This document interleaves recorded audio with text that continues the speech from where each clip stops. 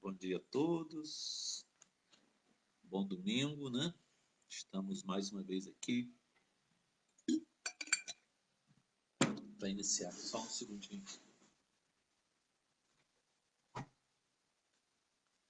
Senão a porta bate. Iniciar a nossa aula do terceiro domingo de dezembro, né? 20 de dezembro. Estamos muito felizes. Às 8h05, mais ou menos, eu iniciei um vídeo, deixei as músicas da escola cantando, do CD Templo de Bonança.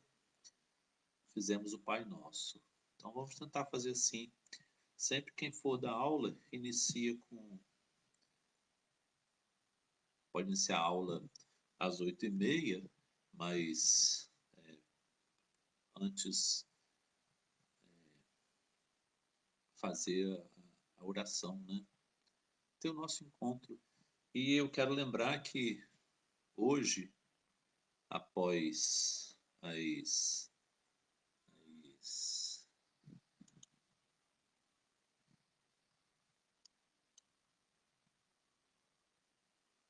11h15, nós vamos começar nosso diálogo, né? Que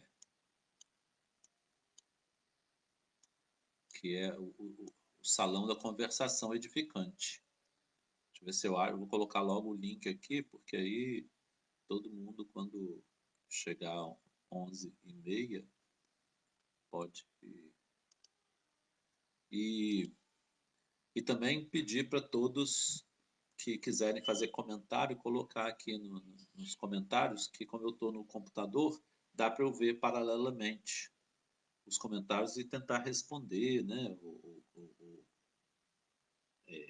Comentar alguma coisa sobre o que vocês comentaram da aula. Deixa eu ver aqui. Deixa eu ver aqui.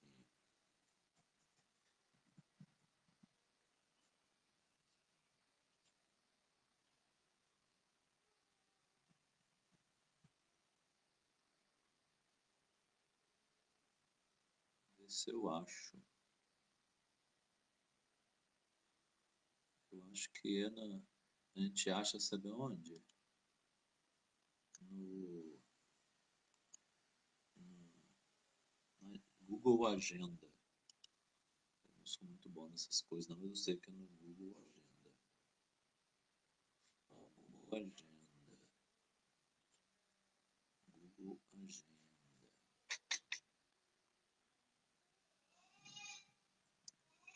Ó,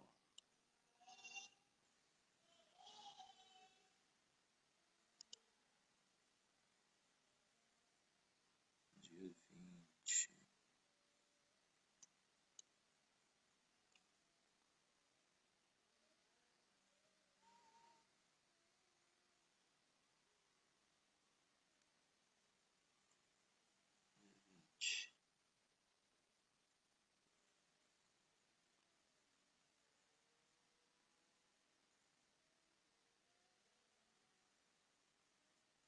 Não tá como salão da conversação edificante, não tá, não.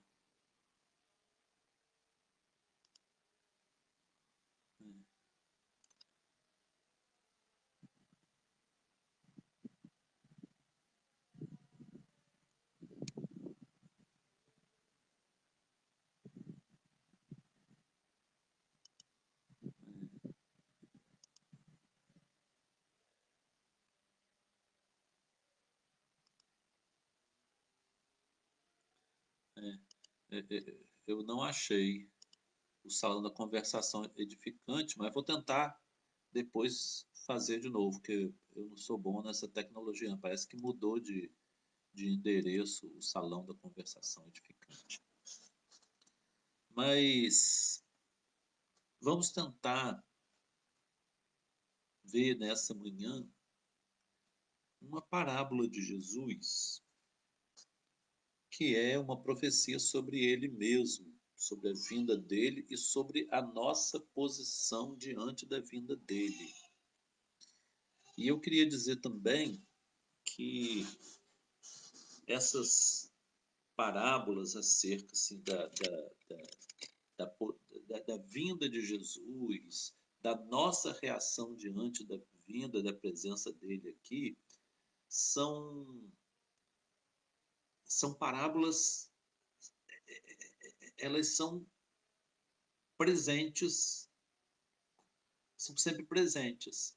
Elas não são enquadradas num tempo e num espaço.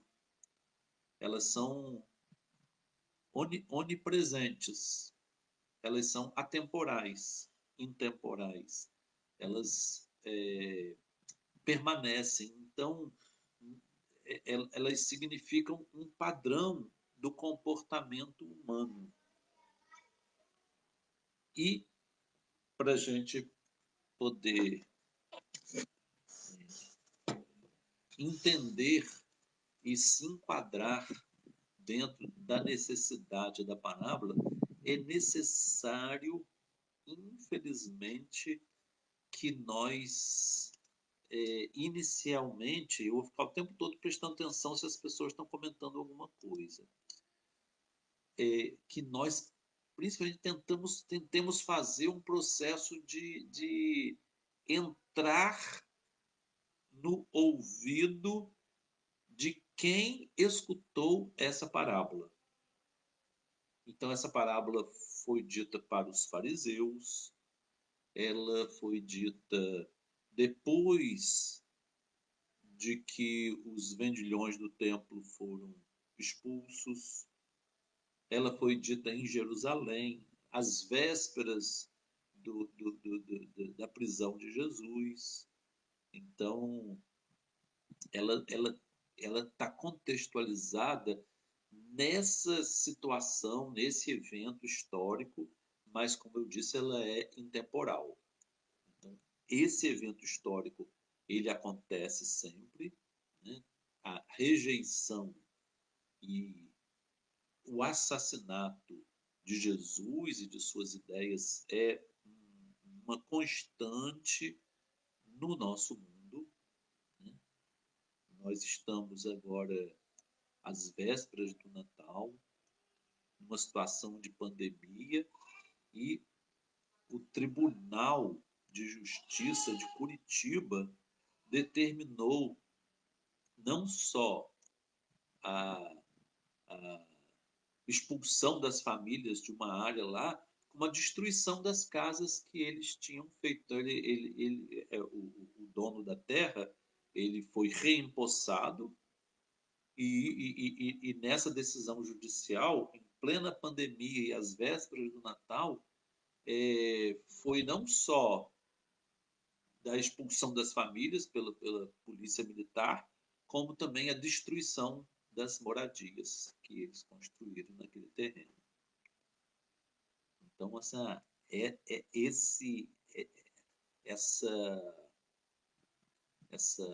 inércia, essa força inercial da maldade, ela não acabou ainda. E nós, seres humanos, nós podemos, se não tivermos muito cuidado, nós entrarmos nesse padrão e absorvermos essa força inercial e entrarmos nesse conteúdo, dizer, não, realmente foi uma invasão imprópria, eles não poderiam estar lá, aquele terreno tem dono e o juiz foi certo, ele deu o terreno a quem era dono. Tem pessoas que falam isso, eu já ouvi pessoas espíritas dizendo isso, não, eu sou contra, eu acho que tem, quem é dono é dono. Embora o livro dos Espíritos não fala isso sobre herança, não, sabe? Ele fala uma coisa bem diferente. Olhai a sua origem e vereis se no passado não está o roubo. É isso que diz o livro dos Espíritos.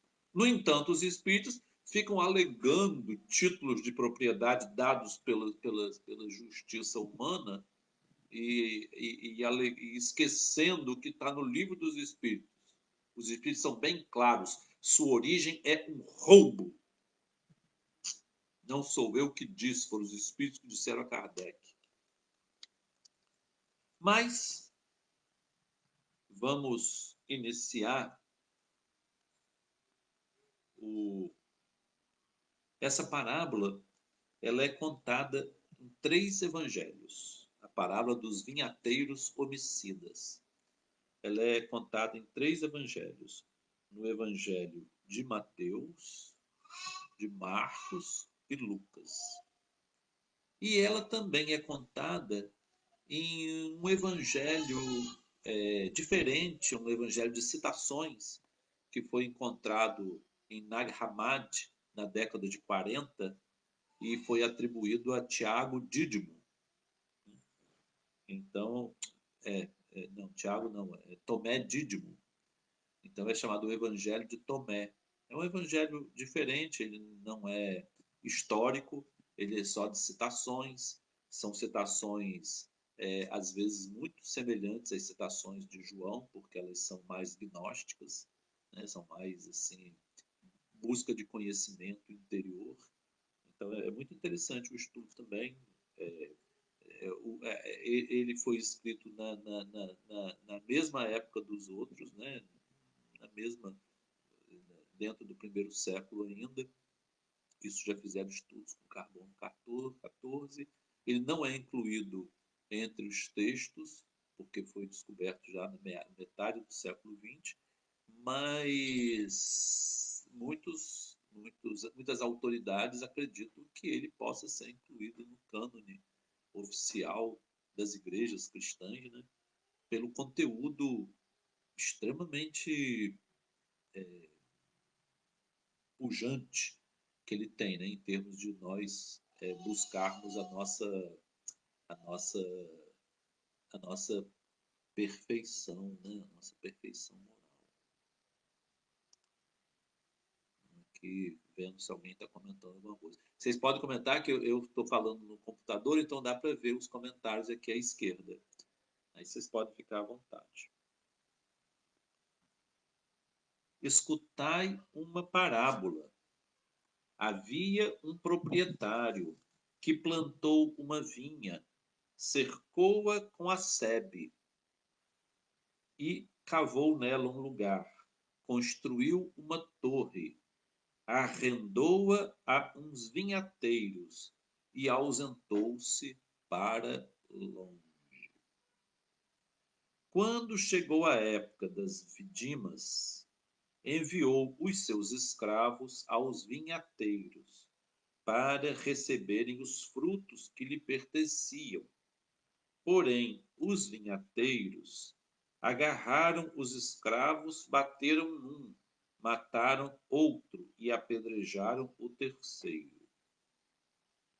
De novo, enviou outros escravos, mais numerosos que os primeiros, e trataram-nos da mesma forma. Finalmente, enviou o seu próprio filho, dizendo: respeitarão o meu filho. Mas os vinhateiros, vendo o filho, disseram entre si: este é o herdeiro, matemo-lo e ficaremos com a sua herança. E agarrando-o, atiraram para fora da vinha e mataram-o. Portanto, quando vier o dono da vinha, o que fará ele àqueles vinhateiros? Foi uma pergunta que Jesus fez.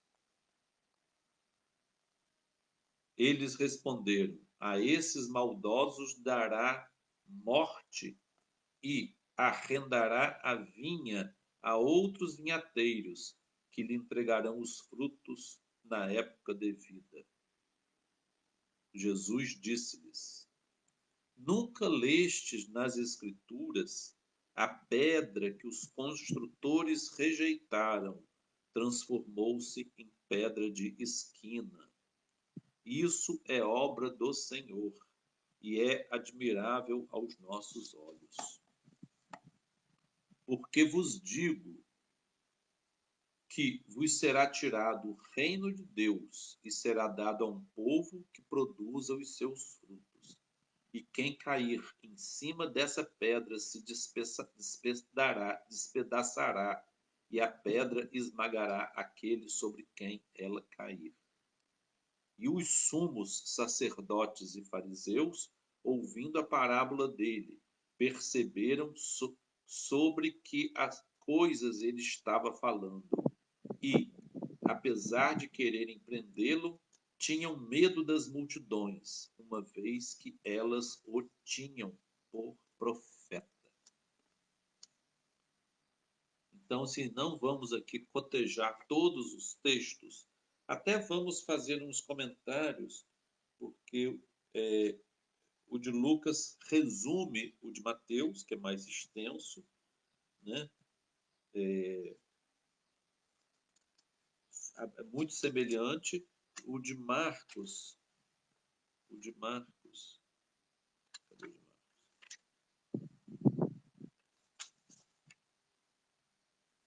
O de Marcos é muito curtinho. Eu acho que eu perdi.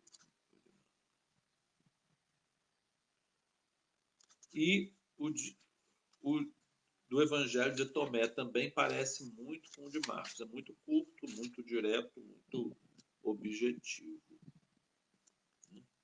Ah, está aqui o de Marcos.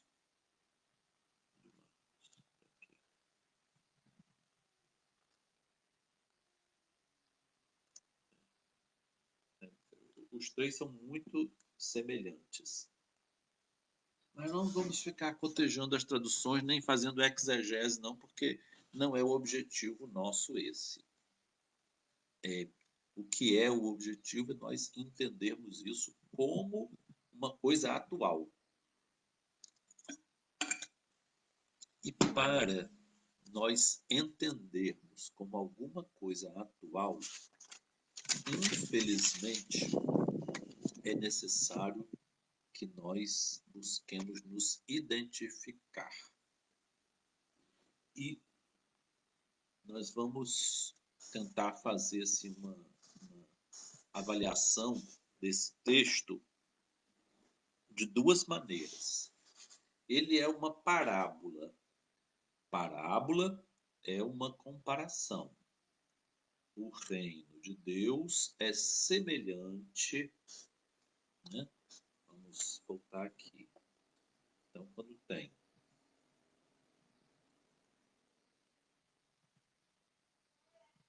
um proprietário que plantou uma vinha, cercou-o com sebe, cavou nela um lugar, construiu uma torre, arrendou-a a uns vinhateiros e ausentou-se para longe. Então, essa parábola é comparando a nossa humanidade a essa vinha. A nossa sociedade, a nossa humanidade, o nosso mundo, a nossa população.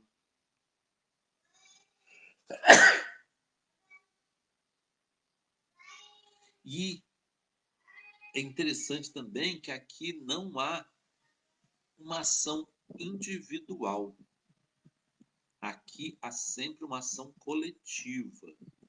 Os vinhateiros, eles cometeram os atos de agressão aos servos do rei. Eles mataram o filho do rei. Então, é uma parábola coletiva. Mas nós, infelizmente ou felizmente, não sei, é preciso que nós também atribuamos alguns elementos dessa história que Jesus contou, é necessário que nós atribuamos elementos alegóricos, metafóricos, para que nós possamos nos desprender do seu contexto histórico e possamos, vamos dizer assim, nos enquadrar. E com quem nós nos enquadraremos? A quem essa parábola foi dirigida? Ela foi dirigida aos fariseus, aqueles que se achavam donos da verdade, aqueles que se achavam os detentores da vinha de Deus, né? Então, eles eram os detentores desse poder religioso. Então, a primeira coisa, dentro da visão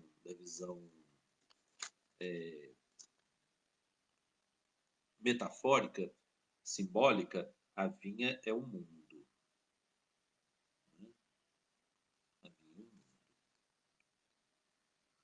E nesse mundo habitam os vinhateiros, que são os que têm uma função de poder, que são concessionários da vinha, e, evidentemente, existem aqueles que são empregados deles, que trabalham na vinha. Eles não estão aqui contidos simbolicamente no texto. O texto não fala nos servos dos vinhateiros, fala nos servos do Senhor, mas nos servos do vinhateiro não fala. Então, assim, a quem é dirigida a parábola? Aos vinhateiros, aos que são, digamos, responsáveis, ou os que são os legatários de uma de produzir frutos da semente de Deus, da palavra de Deus. Então, todos que são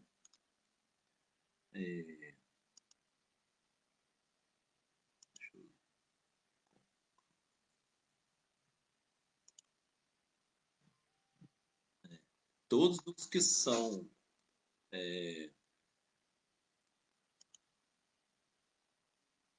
digamos, concessionários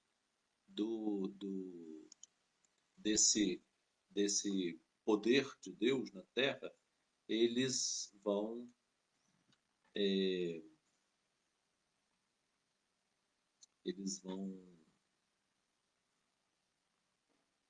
ter que prestar conta disso aí, né? Então, e eles têm que produzir. Então, são aí. Eu vou me deter aos religiosos, mas os vinhateiros não são só os religiosos, não. Tá? Os vinhateiros, eles são cientistas, eles são políticos, eles são concessionários. São todos que têm uma concessão e precisam apresentar uma produção. Mas nós vamos nos deter aqui aos religiosos, porque é mais gritante quando se fala de religioso, porque o religioso ele é aquele que detém assim a concessão mais importante de Deus, porque deter uma concessão é uma missão. Então, se eu agora estou falando aqui, se falava presencialmente na Escola de Jesus Cristo, hoje estou falando numa rede, isso é uma concessão. Eu presto conta do que eu falo. E ainda mais, o que eu faço dessa concessão, eu tenho que apresentar o resultado a Deus. Ele apenas não me concedeu, não nos concedeu, e quer assim, o que você fizer tá bom.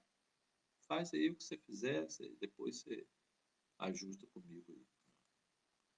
É necessário apresentar um resultado E esse resultado ele precisa ser entregue a Deus.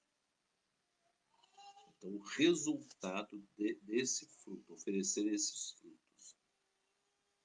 E isso é um padrão da providência divina. A providência divina, ela é uma concessionária. Ela concede.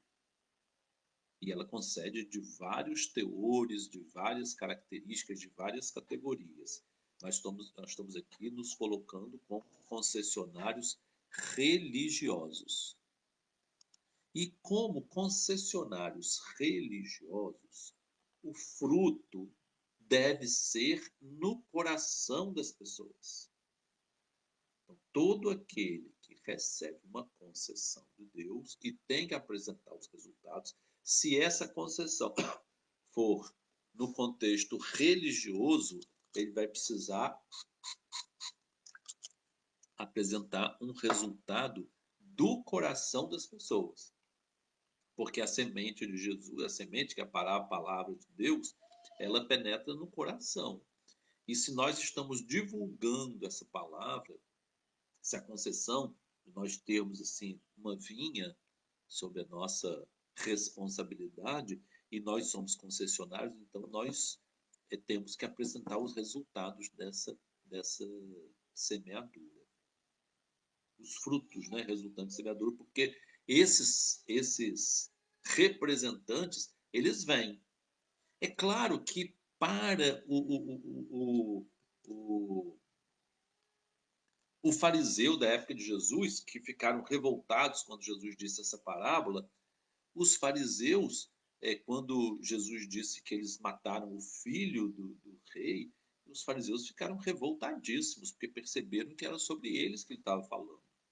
Então, o que eu queria dizer é que, ao nos identificarmos com os que estão escutando a parábola, nós precisamos saber se estamos conscientes de que nós somos vinhateiros homicidas.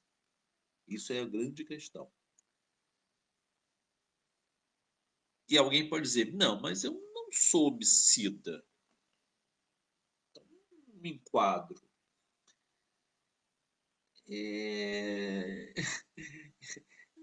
Na visão espírita, nós não podemos sair com uma infantilidade dessa. Na visão espírita, nós não podemos ter um argumento tão pueril. Por quê?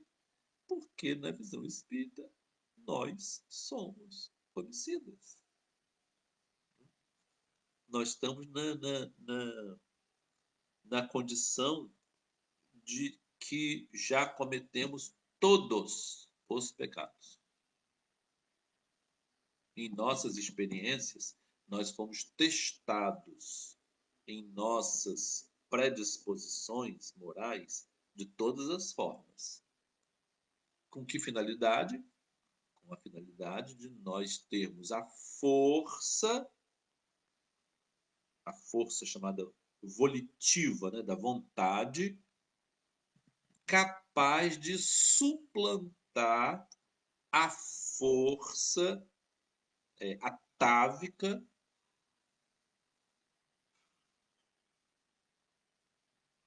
das nossas predisposições. Então, isso aí é importantíssimo. Importantíssimo nós entendermos que, em algum aspecto, nós somos trabalhadores da vinha. Talvez não sejamos os vinhateiros, mas estejamos a seu serviço, já que esses empregados do vinhateiro não são citados. Os empregados não são citados, mas eles cumprem as vontades do vinhateiro. Eles maltratam os representantes do rei e matam o filho do rei. Então, de uma forma ou de outra, nós estamos envolvidos nessa condição. Eu queria abrir um parênteses aqui, porque como o texto não fala nos que trabalham para o vinhateiro, o texto não fala. As pessoas que não são, digamos, concessionárias dessa direção, né, desse Estado, que pode ser um dirigente de qualquer, de qualquer comunidade religiosa, né, qualquer um que seja um, um concessionário da palavra de Deus e que vai dirigir essa palavra ao mesmo que não sejamos, nós estamos envolvidos dentro daquilo ali. E quem tentasse, de alguma forma, tentasse excluir da responsabilidade de ser um vinhateiro homicida, é bom prestar atenção, porque esse artifício ele vem contra nós. Se nós tentarmos não assumir a identidade de um vinhateiro ou de um empregado que faz tudo que o vinhateiro manda, né? Se nós tentarmos nos eximir da responsabilidade, não, eu não fiz, eu cumpri ordens, eu fiz o que me foi mandado. Então, se nós nos tentarmos nos eximir, nós podemos cair num dilema muito triste, que é a banalização do mal. Durante o julgamento dos oficiais nazistas, né, o Tribunal de Nuremberg, ele, ele julgou um homem chamado Eichmann, um general nazista, responsável por muitas e muitas torturas e mortes. E o Eichmann, ele não apresentou nenhum sinal de remorso, nem de sentimento de culpa, ele sempre se justificava dizendo, não, isso aí é a função, eu sou militar, militar cumpre ordens. E uma, uma judia que viveu a realidade dos campos de concentração e sofreu muitas privações, viu muitos dos seus parentes e amigos serem torturados e assassinados, né, perversamente, por pelotão de fuzilamento, por câmara de gás, muitas formas, né, cruéis de tortura e execução. Ela disse que esses homens eles não eram perversos no sentido psicanalítico, nem eram sociopatas no sentido psiquiátrico. Eles não eram criaturas desprovidas de empatia. Eles apenas entraram num projeto de banalização do mal. Então as pessoas assumiram. Então essa é a questão importantíssima nossa, como se cada um quiser assumir a identidade de um vinhateiro homicida ou sua forma de distorção cognitiva apenas permitir que ele se considere um empregado do vinhateiro homicida e, portanto, com menor responsabilidade, evidente, isso é o direito de cada um. Eu não tenho opção. Eu sou um vinhateiro homicida. É, é, é a conclusão inicial. E isso é muito importante e muito interessante, porque um vinhateiro homicida, ele tem esse padrão ao longo de suas existências, das vidas sucessivas. É um padrão da, da, da, é, da, vamos dizer assim, da personalidade espiritual dele. porque ele vem recebendo concessões ao longo de suas resistências. Ninguém está agora com uma concessão espiritual. Eu estou falando espiritual, mas é claro que são várias categorias que recebem concessões. Mas ninguém recebe uma concessão espiritual pela primeira vez. A ninguém é dado um cargo assim pela primeira vez. Isso naturalmente já exerceu outras posições em que cresceu e chegar até a de um vinhateiro. Mas em todas essas reencarnações em que nós trabalhamos com os vinhateiros e para os vinhateiros homicidas, nós temos participado desses crimes hediondos. E nós precisamos entender que Deus, ele envia servos e envia o seu filho. E cada um de nós, já de alguma forma hostilizou servos de Deus e hostilizamos a Jesus nas pessoas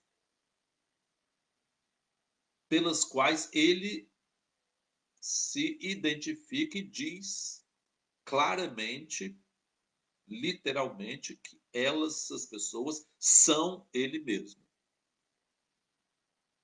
Então, nós já participamos de alguma forma da hostilidade aos servos de Deus e ao próprio Cristo nas pessoas com as quais ele se identifica. Textualmente se identifica. Então, nós não temos como. E outra característica importante é que frutos foram produzidos a partir das vinhas. Isso é muito interessante, porque a vinha é a vinha, a palavra de Deus é a palavra de Deus. Quando eu falo da palavra de Deus,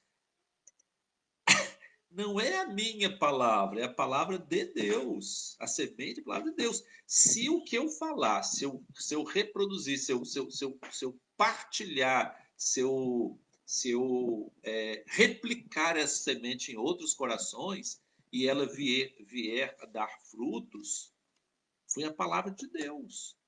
Então, não significa o fato de o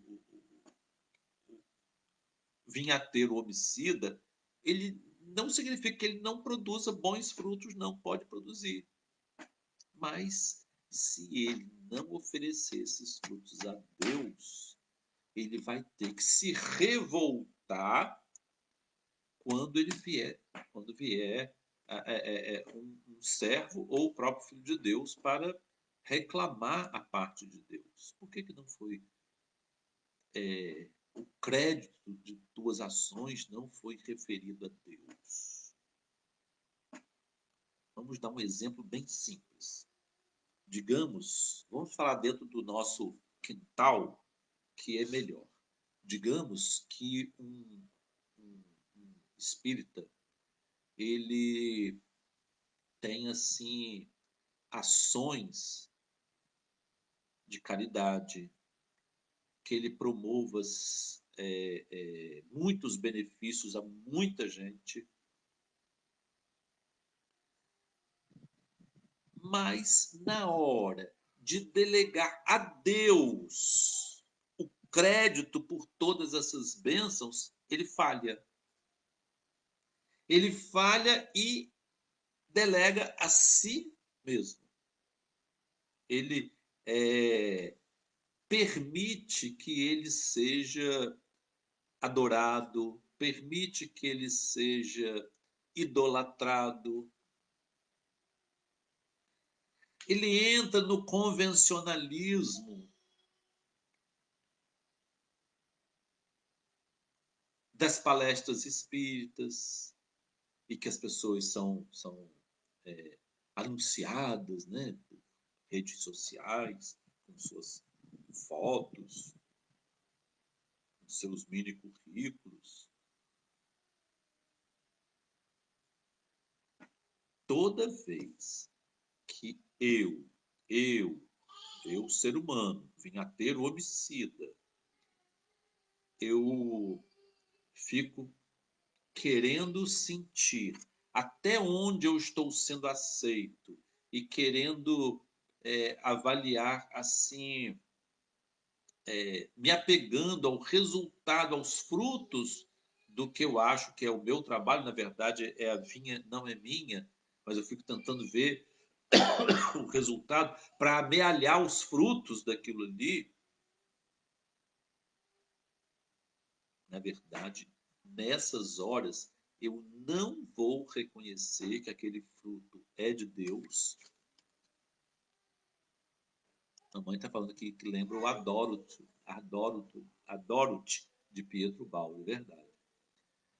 Mas todas as vezes que eu ficar preocupado com o que me cabe, nessa hora eu vou me revoltar quando Jesus me chamar de vinhateiro homicida. Como os fariseus se revoltaram. Eles se revoltaram, diz aqui no texto de Mateus,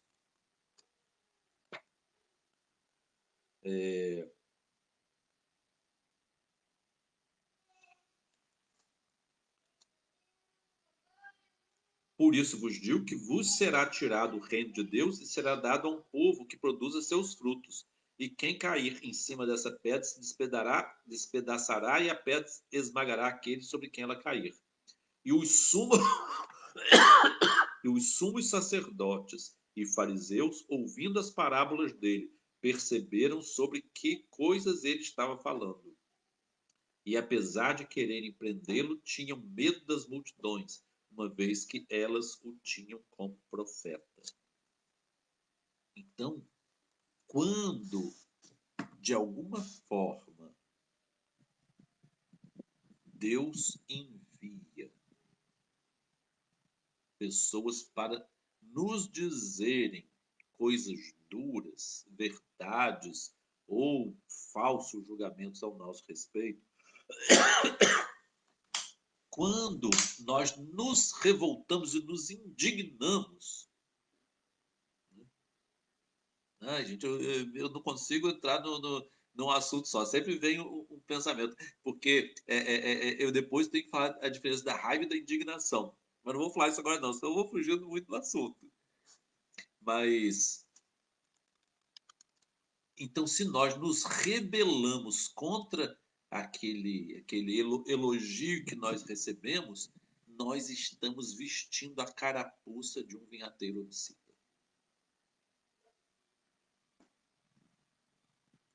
E, evidentemente, só é possível para nós nos revoltarmos se alguém tiver a coragem de vir para cima de nós e apontar o dedo duro.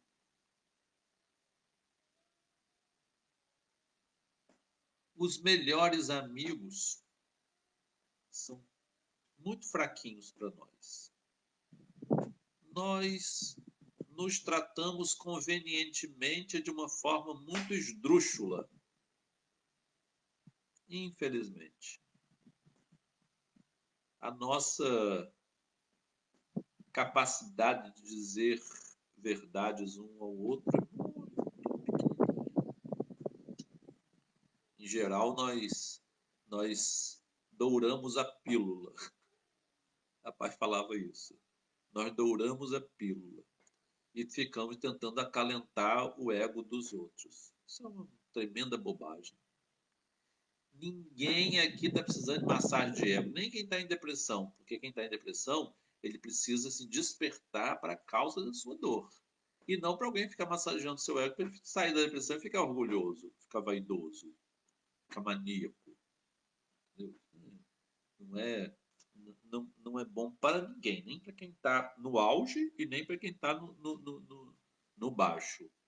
Ficar acalentando, não, porque você fez isso, porque você é muito bom. Não liga para eles, não, você é maravilhoso. Eu outro dia coloquei na rede social os elogios que eu tenho recebido, e as pessoas tentando me consolar ficaram me elogiando. Nossa, não é nada disso. Não é nada disso. Eu ainda vou arrematar aquilo, dizer assim, para, para mim, para eu, espírito, Flávio, como espírito eterno, foi muito melhor o que eu ouvi das pessoas agressivas, das pessoas ofensivas, do que os meus amigos. Os meus amigos me elevam a autoestima e me estimulam o orgulho e a vaidade espiritual. Meus amigos fizeram isso comigo. Não valeu nada. Todo mundo que fez comentário na minha postagem me elogiando, infelizmente fez um grande mal a mim, porque naquele momento eu ficava inflado. E se eu me aborreci com as coisas que eles falaram, é justamente aí que eu preciso ver, porque é justamente ali que está a verdade. Quando me chamaram de hipócrita, de mau filho, de mau pai, de mau espírito. Teve um que nem disse que nem que eu era mais. Ele me excomungou, dizia: eu não sou mais espírita. Mas todos esses, eles falaram coisas assim muito úteis. Muito úteis. Claro, porque é nesse contexto que eu posso me ver como um vinhateiro homicida. Eu sou um assassino de Jesus Cristo. Eu rejeito a pedra de esquina. E eu caio sobre essa pedra me esmaga. A cada vida que essa pedra me esmagar, está esmagando o meu ego. Esmagando alguma coisa em mim que precisa ser esmagado. Isso aí é o evangelho. Isso é essa parábola. Jesus veio para isso. Para que nós percebamos o quanto temos sido ignorantes espiritualmente. Sendo concessionários de uma vinha, alguns de nós, outros trabalhando para esses concessionários, mas que, como Ana Arendt disse também, banalizam o mal e fazem o que o, o vinhateiro mandou. É para matar, mata. É para torturar, tortura. Mandar, está mandando. Estão fazendo. Né? E não tem culpa nenhuma. Eu sou empregado. Eu sou. Entendeu? Esse discurso é muito comum.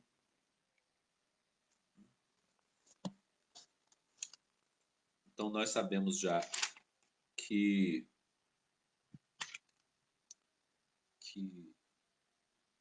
através da palavra que nós divulgamos, a palavra de Deus, semeando, nós podemos semear coisas boas e produzir bons frutos. A questão não é só se nós produzimos bons frutos ou mais maus frutos. Nós estamos lidando aqui com pessoas religiosas e que vão necessariamente produzir bons frutos. Todo religioso de todas as denominações vai produzir bons frutos. Então, qual a diferença? A diferença é que ele atribui esses bons frutos a si mesmo e gosta dos holofotes. Gosta dos holofotes do mundo. E quer ver se ele está sendo realmente admirado e seguido por multidões. Então, ele tem lá as pessoas que são responsáveis por sua agenda. Assim, fulano, você pode... Não, isso aí não sou eu que vejo, não. É fulano de tal, ela que tem a minha agenda. Ah, gente. Oh, gente. Que personalismo. Que grande bobagem. Como que nós tornamos o espiritismo uma fábrica de vaidosos narcisistas? O espiritismo está assim hoje. As campanhas deixam pelos bobos fazer as campanhas lá. Eles ficam só na intelectualidade. Por isso que o IBGE considera o espiritismo, além de ser uma religião de pequena importância no Brasil, ela é de classe média alta. Porque os ricos não se interessam por religião, né? Então a classe média alta se interessa porque é aquela que quer se confortar, né? Para não se considerar vinhateiro homicida. Mas toda pessoa que tem classe média alta, está com muitas concessões. Evidentemente, não são só concessões espirituais, mas são concessões também. São partes da vinha. Que a vinha não é só produzir vinho, a vinha tem muitos afazeres. Tem limpeza, tem cuidados com as plantas, tem cuidado com a terra, né? Tem que tratar das plantas que adoecem. Então, são muitas formas de trabalho. Tem que ensinar outros a trabalhar na vinha, a parte técnica. Então, um trabalho do vinhateiro envolve uma gama muito grande de trabalhadores que, como ele, vão ser responsáveis por tudo aquilo ali. Eu volto a dizer, essa parábola, ela não trata de uma pessoa, trata de um grupo, é uma sociedade, é uma humanidade. Especialmente a parcela dessa humanidade que é detentora de poder. E entre os detentores de poder, especialmente aqueles que são detentores de poder religioso e que têm alguma forma de dirigir a palavra ao público e produzir frutos, porque toda palavra produz frutos.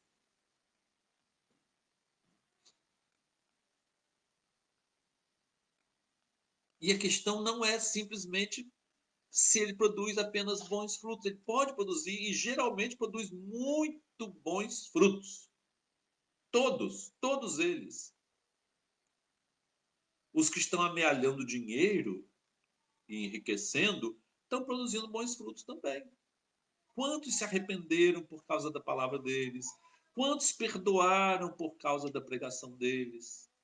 Quantos se arrependeram e se redimiram por causa da pregação deles? Então, houve bons frutos. Mas esses frutos não foram oferecidos a Deus. Eles não deram a parte que cabia a Deus desses frutos. Eles ficaram com tudo para eles. Essa que é a questão. E se nós não reconhecemos que nós não estamos entregando a Deus o fruto do que nós estamos fazendo, trabalhando, então nesses casos nós vamos ser revoltados, como os fariseus ficaram, vamos ficar revoltados, com raiva das pessoas. Nossa, como pode dizer que eu sou um hipócrita, que eu sou um fingido, que eu sou um mau pai, que eu sou um mau filho? Eu que gosto tanto do meu pai e da minha mãe. Então, sempre que nos revoltamos, a psicologia está aí para dizer por que nós nos revoltamos. Porque alguma coisa nesse contexto é correta. Totalmente, parcialmente, minimamente, mas incomodou. Incomodou porque tinha que incomodar.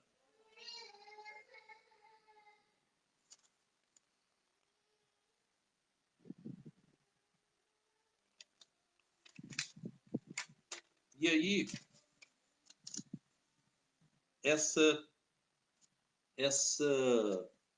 cobrança, essa visita dos empregados, dos servos, nós vamos ter que entender, nós vamos ter que ver dentro, cada um dentro de sua existência, o quanto ele tem sido vinhateiro ou empregado do vinhateiro, o quanto ele tem produzido, os frutos que ele tem produzido, e quanto ele está devendo ao senhor da vinha, ao verdadeiro concessor dos bens. Se ele se aborrece quando alguém joga de uma forma dura, enfática, que ele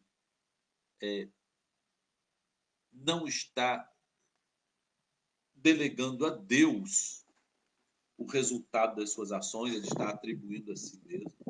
Se alguém for direto para ele, pá, você é isso, você é isso, você é isso. O quanto que ele vai ficar incomodado com aquilo, e aí cada um pode fazer seu exercício, né? O que nos tem incomodado na nossa vida? O que nos tem feito raiva ou indignação? É diferente, e hoje eu não vou falar, não. Vou deixar como surpresa para outra vez. Mas, de qualquer forma, o que nos tem incomodado e nos produzido alguma forma de indignação, de ira na nossa vida? Eu não suporto isso. Eu, me incomoda demais tal coisa quando eu vejo isso, quando me falam isso, me incomoda demais. O que tem nos incomodado? Tem alguma coisa aí. Tem um mistério aí.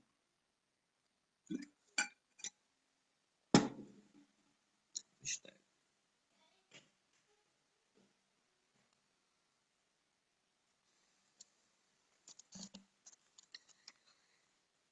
Então, como os fariseus ficaram com raiva, eles ficaram pensando uma forma de tentar eliminar, né, Jesus.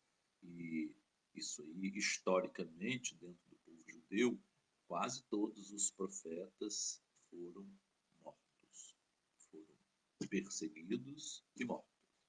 João Batista foi o último deles. E por fim, Deus mandou Jesus como expressão máxima da sua vontade, e até hoje os vinhateiros homicidas matam Jesus para ficar com a sua herança. Esse é o filho. Se nós o matarmos fora da vinha, lá fora, nós vamos ter a sua herança. E as pessoas estão, em geral, o vinhateiro homicida, ele quer ter uma herança. Ou ele quer ser senhor do conhecimento, ou da palavra de Deus. Ele gosta que atribuam a ele a última palavra. Ele sabe, ele é uma autoridade. Complicado, hein? Muito complicado. Aqui, vamos ver os comentários aqui. Margarida, acredito que essas críticas têm a ver com seus posicionamentos. Blá, blá, blá, blá. Aí vai me elogiar de novo. É pena que algumas pessoas compreendam que a política é algo descolado da vida. Realmente, não é. Política é. Polis é cidade. Todo mundo sabe, polis é a cidade. E que política é a ação entre as pessoas dentro de uma cidade. Isso é política. Então, se nós somos seres sociais, né? E essa palavra é uma palavra social, é para os vinhateiros. Né? É para os vinhateiros, e nós temos aqui que nos entender. Se nós nos incomodamos, nós então somos os fariseus, que estamos incomodando. E deixa eu ver se mais tem alguém falando mais alguma coisa. Se estamos nos incomodando e o quanto nós precisamos, digamos, como é que eu posso falar? Ressignificar aquele encontro para ver se nós conseguimos nos ver realmente como assassinos e ver se a gente pode parar de ser assassino. Senão vamos continuar assassinando os servos de Jesus e o próprio Cristo, na pessoa com as quais ele se identificou. Né? Eu li sobre essas pessoas que foram expulsas de suas casas lá no terreno invadido lá em Curitiba. A Justiça de Curitiba botou todo mundo para fora nas vésperas do Natal, né? E destruiu as casas deles. Então, um comentarista assim: quem precisa de presépio? Quem precisa de presépio? Aí mostra as crianças chorando, abraçadas com seus pais, tendo suas casas destruídas. E na rua, se virem. Vão aí, vão. Não tenho compromisso com vocês, não. Você está me invadindo um terreno que é meu. O juiz me devolveu. O juiz me devolveu. É meu. É isso. E essas pessoas que estão fazendo isso estão com a Bíbliazinha embaixo do braço. Entendeu? Todo mundo com a Bíbliazinha embaixo do braço. Adorando outro Messias, né? Mas estão com a Bíblia embaixo do braço.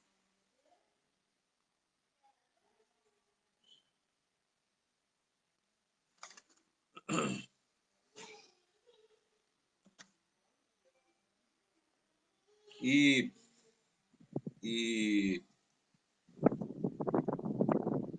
é importante nós termos essa visão, né?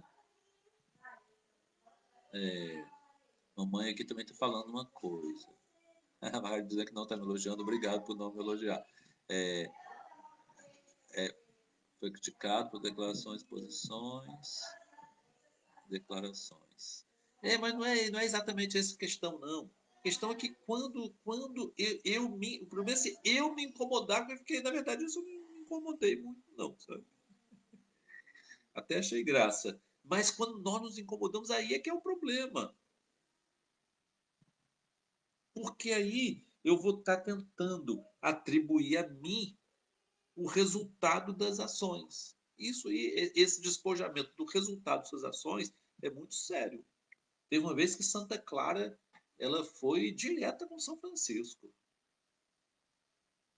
Ela, como filha espiritual, ela viu o pai dela triste. Ela disse: papai, meu pai, o senhor está triste assim porque o senhor está pegado ao fruto das suas ações. Nossa, ela foi na carne. Ela foi lá no fundo, no nervo. O senhor, no fundo, o senhor se despojou de tantas coisas, mas ainda não se despojou do resultado das suas ações. Nossa, São Francisco ouvindo isso de uma discípula. Aquilo, no princípio, deve ter incomodado até que ele viu. Realmente, minha filha, você está certa. Você está certa. Eu não tenho. Eu não vou fazer no mundo o que Jesus não fez, transformar o mundo todo. Não vou. Ele estava triste por causa da ordem dele, os desvios estavam tendo na ordem dele, né? Um discípulo dele começou a mudar tudo, né? Ficou triste. Essa foi a amiga dele. Você chegar assim: mas Francisco, você é tão bom, você é nosso pai, ninguém ficasse com esse lambimento, não ia resolver nada. Ele vinha cada vez mais triste. Quando Santa Clara foi lá e pá! Foi na veia, aí que ele se recuperou na posição de vinhateiro, não homicida. Senão ele ia se tornar um homicida de novo. E isso daí, gente, sendo padrão de reencarnações, nós temos vivido essas condições de sempre sermos empregado de vinhateiro, administrador de vinhateiro, vinhateiro. Nós temos várias posições. Como empregados e administradores, nós temos banalizado o mal e achando que nós não temos nenhuma responsabilidade com isso, né? O que a Ana Arendt falou, né? Não, isso aí, eles me mandaram fazer. Aqui, Roger falando. O apoio necessário, tivemos acontecimentos complexos nos últimos tempos. Todo cristão deve participar dos movimentos de sociedade. Agora devemos sempre, em nossas ações, qualquer que veja, lembrar dos ensinamentos do nosso amigo Jesus Cristo. Nos posicionar com amor. Muito bem, Roger. É isso, gente. E a nossa jornada espiritual é essa. O Evangelho é a grande palavra de Deus e nós temos rejeitado a pedra de esquina. Cada um de nós, em algum aspecto, tem rejeitado essa pedra. ter que encerrar, né? Já são quase 9h40, daqui a pouco nós vamos ter a palestra. Eu vou tentar daqui a pouco colocar o link do, do Salão da Conversação Edificante, às 11h15. Tá bom, gente? A paz de Cristo para todos. Essa semana é a semana do Natal, que estamos iniciando hoje. Que cada um possa ter Jesus nascendo em seu coração, se reconhecendo e saber que não pode ser assassino de novo, assassino dele de novo, nem dos servos dele. Que Deus nos abençoe. Senhor Jesus, te agradecemos as reflexões e pedimos, Senhor, que nos prepare para dentro de alguns minutos estarmos recebendo a palavra do teu evangelho que nos ensina o pouco, como viver o pouco, com o pouco e para pouco. Fica conosco, Senhor, e nos envolve em tua paz.